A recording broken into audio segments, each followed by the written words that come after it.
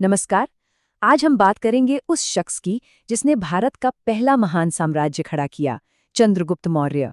ये कहानी है एक ऐसे इंसान की जिसने सच में इतिहास का रुख ही मोड़ दिया। तो सवाल ये उठता है, आखिर कैसे कैसे एक अकेले इंसान ने इतिहास में पहली बार एक पूरे उपमहाद्वीप को एक झंडे के नीचे लाकर खड़ा कर दिया। देखिए, ये सिर्फ लड़ाइयों और जीत की कहानी नहीं है। ये कहानी है एक साम्राज्य को गढ़ने की, उसे बनाने की। तो चलिए, कहानी की शुरुआत करते हैं उस दौर से, एक ऐसी जमीन जो एक शासक का इंतजार कर रही थी। तो सोचिए, चौथी शताब्दी ईसा पूर्व का समय। उत्तर भारत कोई एक देश नहीं था, बल्कि छोटे छोटे राज्यों का एक जाल था। और इन सब पर दबदबा था मगध के नंद वंश का। इनका राजा था धनानंद, जो अपनी क्रूरता और जुल्म के लिए कह सकते हैं काफी बदनाम था। जाहिर है जनता में गुस्सा था, बहुत ज्यादा गुस्सा। और यही गुस्सा, यही असंतोष एक आने वाली क्रांति की जमीन तैयार कर रहा था। और ठीक इसी माहौल में इतिहास की दो सबसे अहम शख्सियतें एक साथ आईं, एक रणनीतिकार और एक छात्र। देखिए, एक बात तो साफ है, कोई भी साम्राज्य सिर्फ ताकत के दम पर नहीं बनता। उसके लिए एक ब्लूप्रिंट, एक मजबूत प्लान चाहिए होता है। और चंद्रगुप्त की असली कामयाबी भी, आप देखिए, उनकी फौजी ताकत में उतनी नहीं थी जितनी उस दिमाग और उस स्ट्रैटेजी में थी जो उनके पीछे काम कर रही थी। और वो ब्लूप्रिंट था अर्थशास्त्र, चाणक्य का लिखा हुआ एक जबरदस्त ग्रंथ, जिन्हें हम कौटिल्य या विष्णुगुप्त के नाम से भी जानते हैं। इसमें सब कुछ था। सरकार कैसे चलानी है, आर्थिक नीतियां क्या हों, मिलिट्री स्ट्रैटेजी कैसी हो, सब कुछ।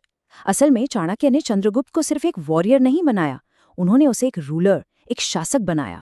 तो बस इसी ज्ञान और स्ट्रैटेजी के साथ चंद्रगुप्त और चाणक्य अपने सबसे बड़े मिशन की ओर निकल पड़े। और वो मिशन था शक्तिशाली नंद वंश का तख्तापलट। और उन्होंने ये कर दिखाया। करीब 322 ईसा पूर्व धनानंद को हराया गया और मौर्य साम्राज्य की नींव रखी गई।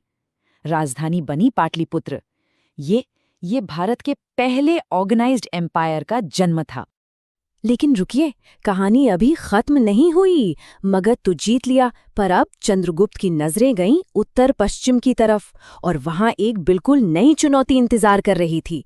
अब पूरब और पश्चिम का आमना सामना होने वाला था। देखिए, सिकंदर की मौत के बाद उसका जनरल सेल्यूकस निकेटर उत्तर पश्चिम के इलाकों को कंट्रोल कर रहा था। तो अब जाहिर है, दो बड़े साम्राज्यों की टक्कर तो होनी ही थी। और ये नए नवेले मौर्य साम्राज्य के लिए एक बहुत बड़ा टेस्ट था। तो करीब 305 ईसा पूर्व में जंग हुई, और उसके बाद हुई एक संधि। और ये संधि कमाल की चीज है। ये दिखाती है कि चंद्रगुप्त सिर्फ एक ग्रेट वॉरियर ही नहीं थे, बल्कि एक बहुत शातिर डिप्लोमैट भी थे। हुआ ये कि सेल्यूकस ने अफगानिस्तान और बलूचिस्तान के इलाके मौर्य साम्राज्य को सौंप दिए। बदले में चंद्रगुप्त ने उसे 500 जंगी हाथी दिए।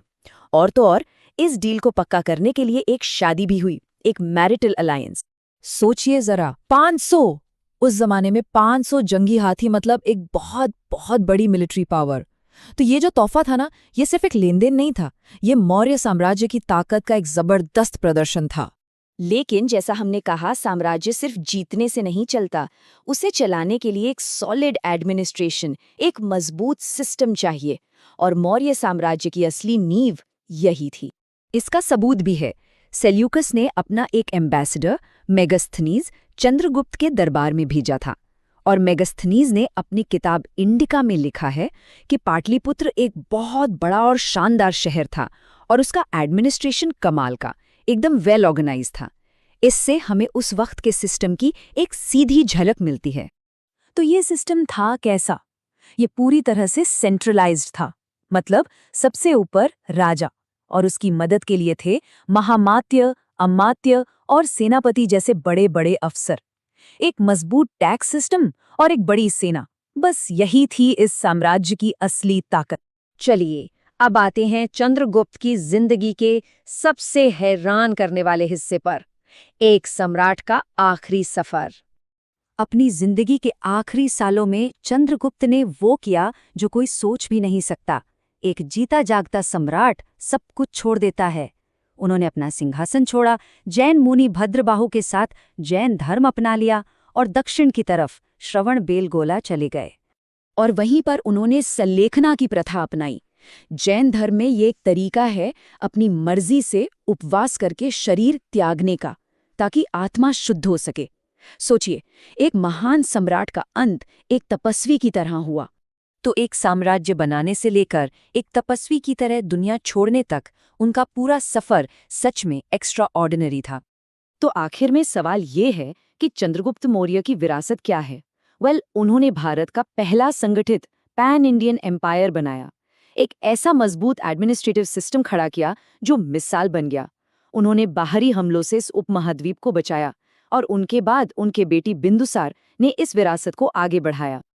और ये सब हमें एक आखिरी सवाल पर लाकर खड़ा कर देता है, आखिर 2000 साल से भी ज्यादा टिकने वाली विरासत बनाने के लिए क्या चाहिए होता है? चंद्रगुप्त की कहानी हमें बताती है कि इसके लिए महत्वाकांक्षा चाहिए, जबरदस्त रणनीति चाहिए और शायद अंत में त्याग भी चाहिए।